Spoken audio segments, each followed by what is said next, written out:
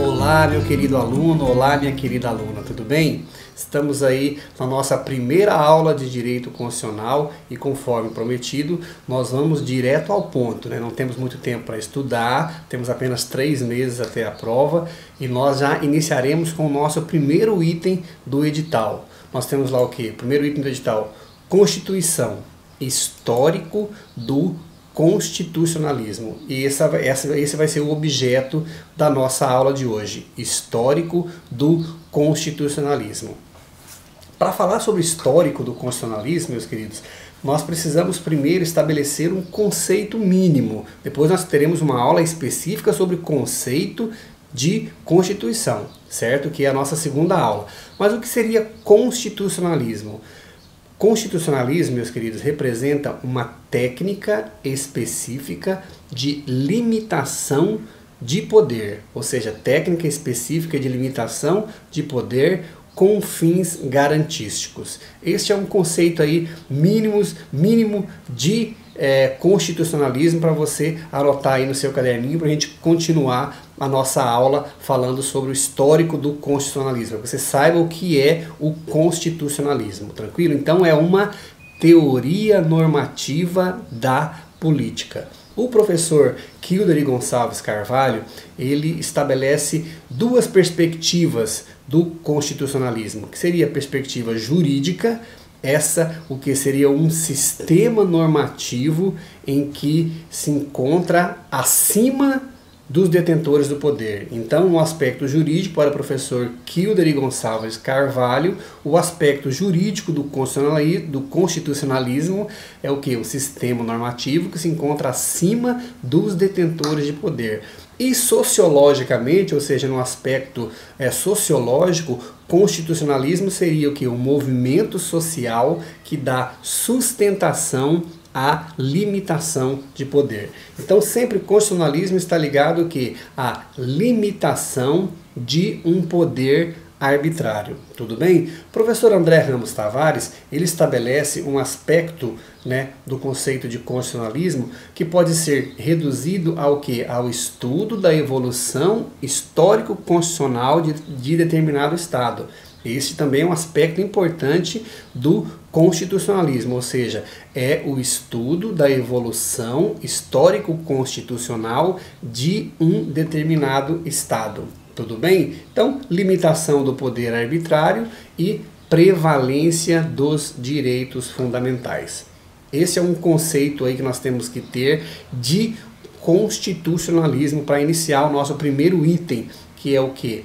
Histórico do constitucionalismo. Professor, como será esse histórico do constitucionalismo que pode cair na prova do IESES?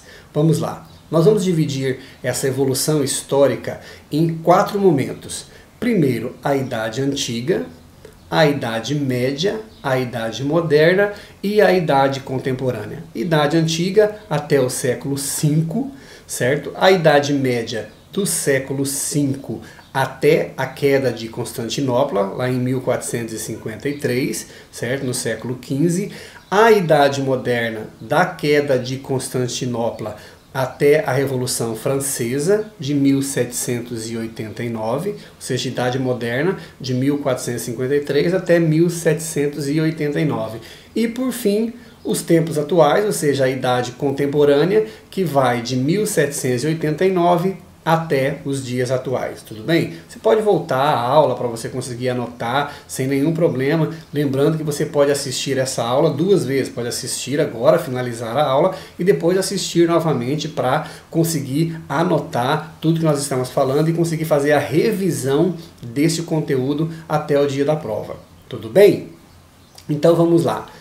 Constitucionalismo durante a Idade Antiga. O que eu preciso lembrar, professor? Isso já caiu na prova do IESES, certo? Inclusive com esse nome, para que o aluno identificasse em qual momento, qual era o doutrinador que falava sobre esse momento do direito constitucional. Então, o professor Karl Loewenstein identifica alguns aspectos do constitucionalismo nos Hebreus, certo?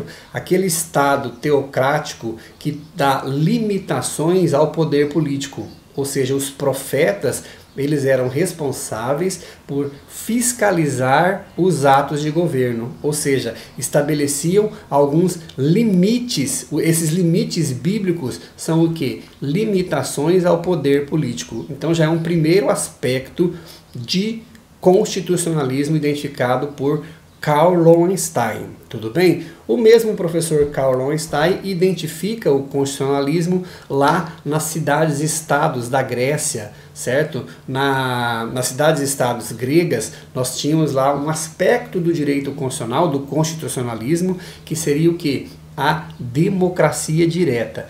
Essa democracia direta, ou seja, essa identidade entre governantes e governados, no qual o poder político no estado, nas cidades-estados gregas, ele era dividido de forma igual entre os cidadãos ativos, nós temos aí também um aspecto do constitucionalismo, isso na antiguidade. Tudo bem?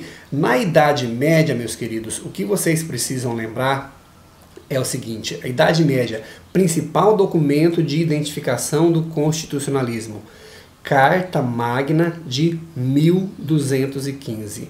Carta Magna de 1215 é o marco do constitucionalismo medieval. Então anote ali, Idade Média, Carta Magna de 1215, do rei João Sem Terra.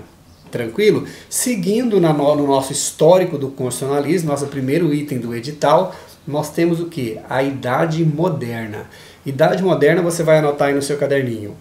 Destacam-se os seguintes documentos: Petition of Right, de 1628, o Habeas Corpus Act, de 1679, tudo no ano de 1600, certo? E o Bill of Rights, de 1689. Petition of Right, Habeas Corpus Act e Bill of Rights. Tudo bem? Nós temos também, nesse mesmo período da Idade Moderna, meus queridos, os forais, ou também chamados cartas de franquia, que eram documentos em que se admitiam a participação dos súditos no governo local. Temos aí também um aspecto do constitucionalismo, tudo bem? Lembrando que, apesar desse aspecto de constitucionalismo nos forais e nas cartas de franquias, eles resguardavam apenas direitos individuais, ou seja, eram direitos direcionados a uma parcela da população, ou seja, a determinadas pessoas. Não podemos esquecer de estudar nesse histórico do constitucionalismo o que?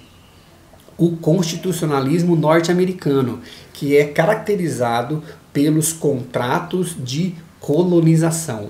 Contratos de colonização, meus queridos, era um consenso mútuo entre os chefes de família que estavam a bordo do navio Mayflower, certo? Estabeleceram ali em 1620 o Compact. Compact, então, é o primeiro contrato de colonização. Contratos que estabeleciam a organização do governo pelos próprios governados. Por isso que considerado um aspecto do constitucionalismo. Tranquilo?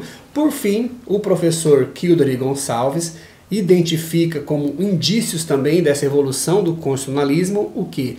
A Declaração de Direitos do Estado da Virgínia, de 1776, certo?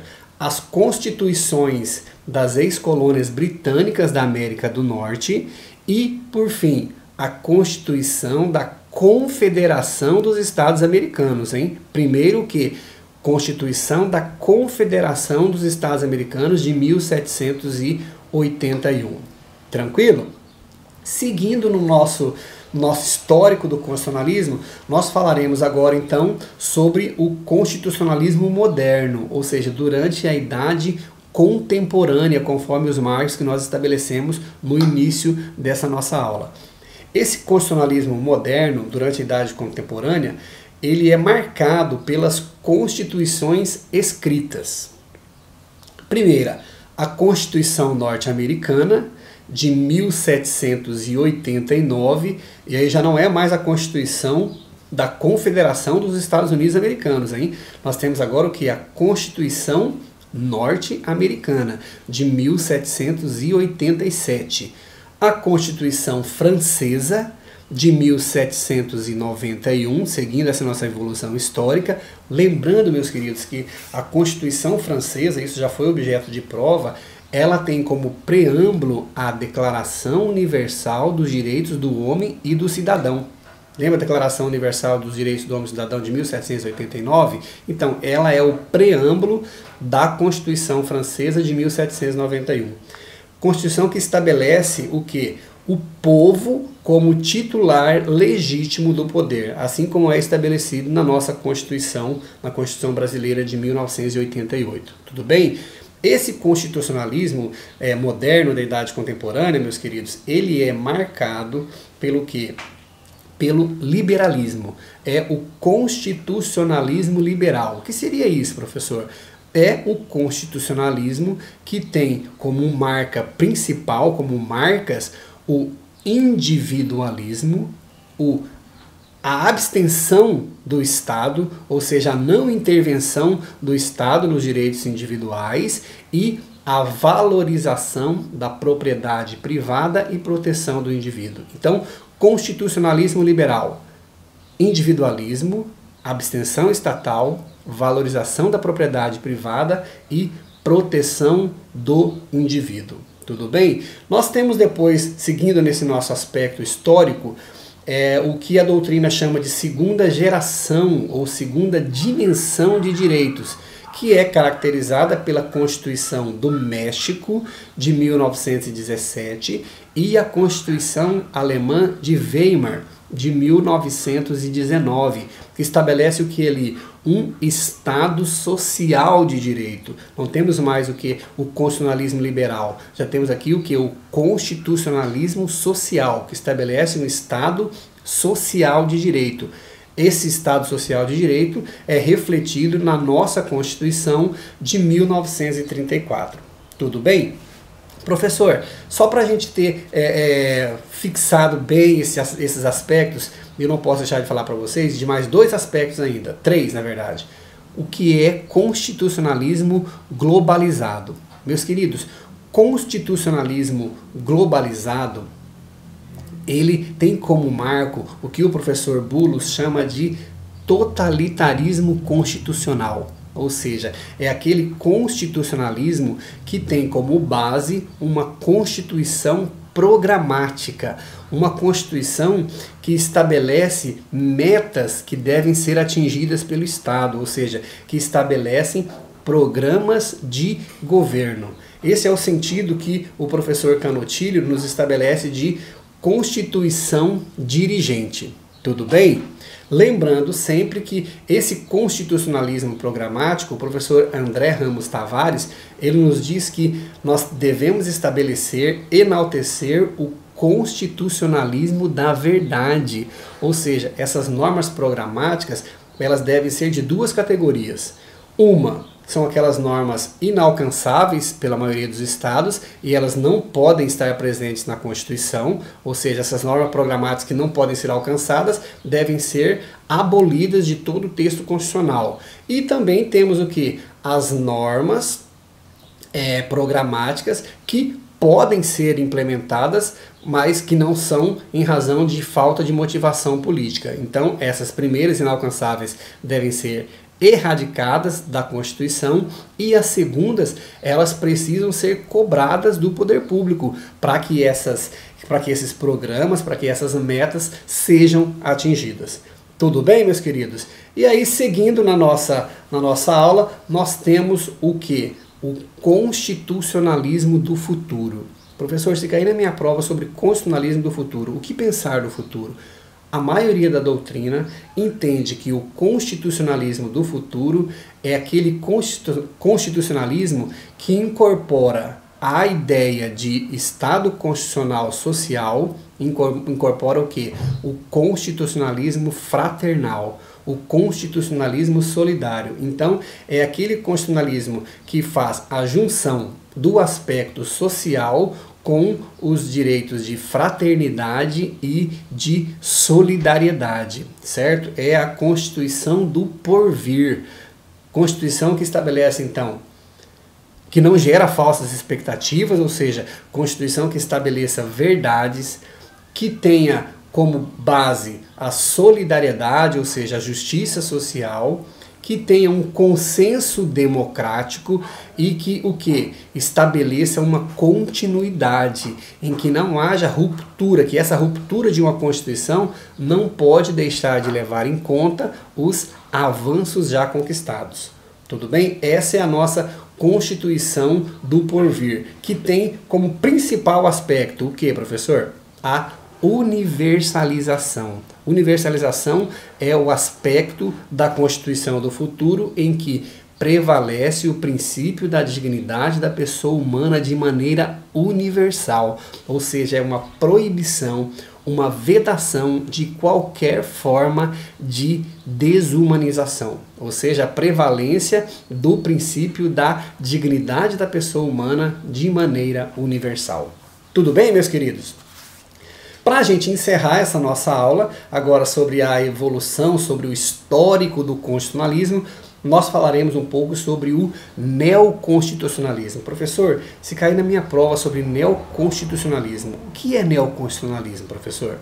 Neoconstitucionalismo, também chamado de constitucionalismo pós-moderno ou pós-positivismo, é o que? Uma limitação do poder político que busca, acima de tudo, a eficácia da Constituição. Ou seja, é o constitucionalismo que tem por expectativa a concretização de direitos fundamentais. Lembra o que é a unificação do constitucionalismo social e que incorpora o constitucionalismo fraternal e de solidariedade. Ou seja, é a concretização dessas prestações materiais prometidas pela sociedade.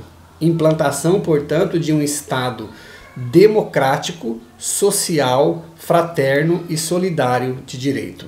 Tudo bem? Esse é um modelo que os doutrinadores afirmam que é um modelo normativo que não é apenas descritivo, não é apenas deontológico, mas é um modelo axiológico.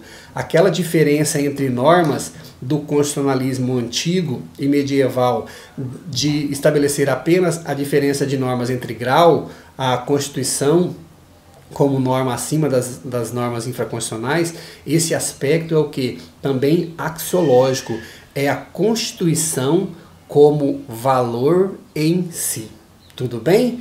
Constituição o que? Esse caráter ideológico, caráter de concretização de direitos fundamentais. E para encerrar a nossa aula, né, sobre o histórico do constitucionalismo, falar o último aspecto, um aspecto moderno que é trazido por alguns doutrinadores, que é o que?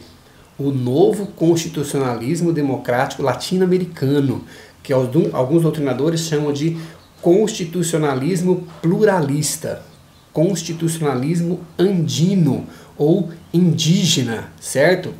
Podem anotar também no caderno de vocês que é o que? Estado plurinacional, Estado intercultural. O que é isso, professor?